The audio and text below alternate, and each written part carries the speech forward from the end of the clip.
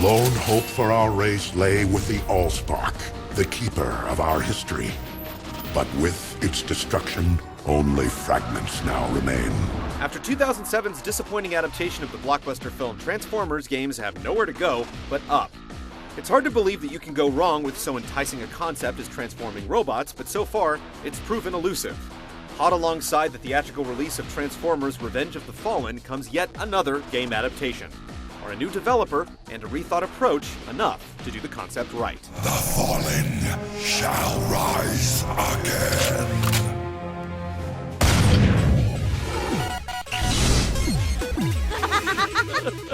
NSA Chief Galloway has revealed Megatron's location to our enemies.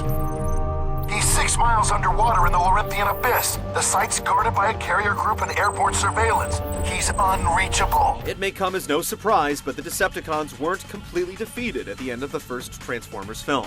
They just went back to Cybertron to regroup. Revenge of the Fallen has the miscreant robots returning to Earth to raise a little more hell.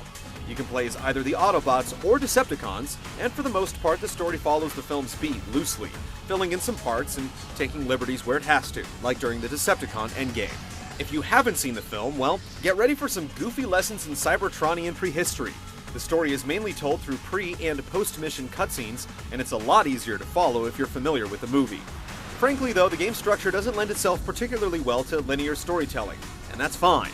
You probably aren't watching Transformers movies for engrossing narratives, let alone playing their game adaptations. Yes, the human female will soon be ours, as will the shard she possesses. With the Allspark, this world will fall, and we will finally take our rightful place as the rulers over all!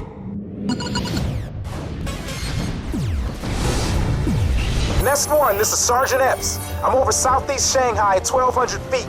No visual, but something's down there. Probably cloaked. IR SIGs at 4 bars. Over. In both the Autobot and Decepticon campaigns, you'll be fighting through a series of 23 missions spread across 14 different locales, from the smoggy streets of a West Coast city that looks a lot like LA to the ancient pyramids of Egypt. There isn't a whole lot of difference between the two campaigns apart from the characters you get to play, and in many cases both factions' versions of a particular mission match objective for objective. Bring Megatron closer to life! Though the missions differ in content, they all take place in open-ended maps, and you typically have free reins in terms of where you want to roam. The exception being scenarios where you'll have to escort friendly units or race through a series of checkpoints. In most, you simply have to fight off wave after wave of enemy robots until something happens, be it the revelation of a person of interest's hiding spot. Look, I've got a piece of the Allspark. I think that's what they're after. Or the commencement of a boss fight. I order you to attack! You get bonus energon to spend on upgrades if you finish missions quickly, or pull off certain special objectives, but for the most part, it all gets repetitive pretty quickly. Most single-player missions end up feeling more like bot-populated multiplayer shooter maps than anything else, or else something out of Twisted Metal, and not in a good way.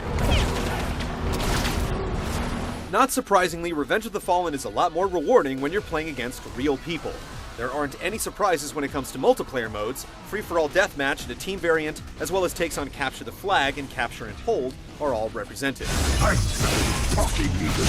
The most interesting, as well as the one that seems to be getting the most play online, is a take on Gears of War 2's Guardian mode called One Shall Stand. The premise is simple. On each team, one player is randomly chosen to play as Optimus Prime or Megatron.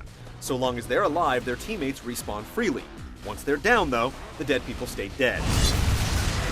If you're thrust into the leader's position, rest assured that everyone will be gunning for you. All fire on the Decepticons! If nothing else, One Shall Stand inspires a more earnest level of teamwork online than any of the others. Though the multiplayer matches can feel a little lean with their 8-player limit, Revenge of the Fallen has enough going for it in terms of novel game mechanics to keep the experience fresh. At least, on the short term. It is possible that the risks we are undertaking may be too great. It is true. Even in victory, we have lost much oil.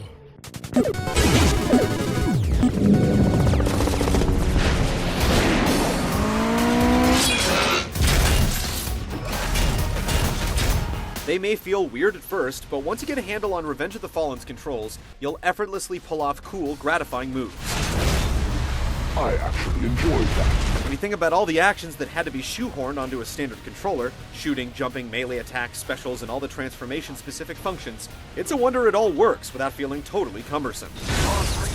Whether the robot you're controlling changes into a car, jet, or chopper, you'll enjoy a satisfying level of mobility. If your alternate form is a car, you can transform in midair or propel yourself sky high with a special jump move. Airborne characters, meanwhile, can pull off cool aerial stunts to dodge attacks and change into their robot forms in flight to ground pound their enemies. As befitting the verticality that most maps are designed around, all robots can wall crawl. And while it seems a bit strange, it's hard to think of any other way to reconcile the inherent disadvantage between characters that can fly and those that can't. It may take a while to become proficient enough to bust out the coolest moves, but once you're there, you get a whole lot more out of the combat in Revenge of the Fallen. Sure, it all amounts to pounding on a bunch of overwrought dummies in single player, but when you take the fight online, the combat system's depth feels welcome.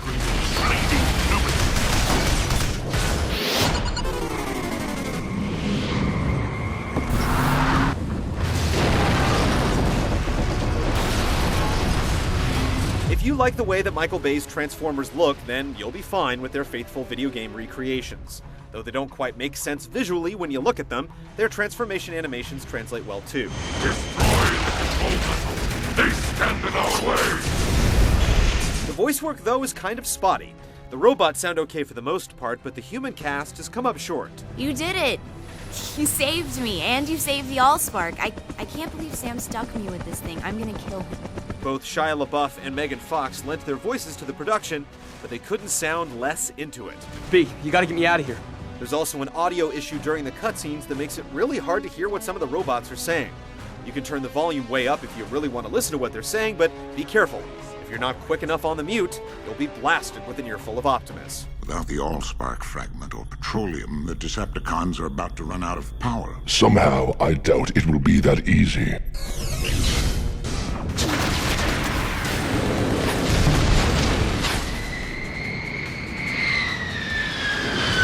It doesn't take long to get bored of plotting through Revenge of the Fallen single-player campaigns, and given its competition, it probably isn't realistic to expect the multiplayer game to steal players from some of the longest-lived stalwarts out there.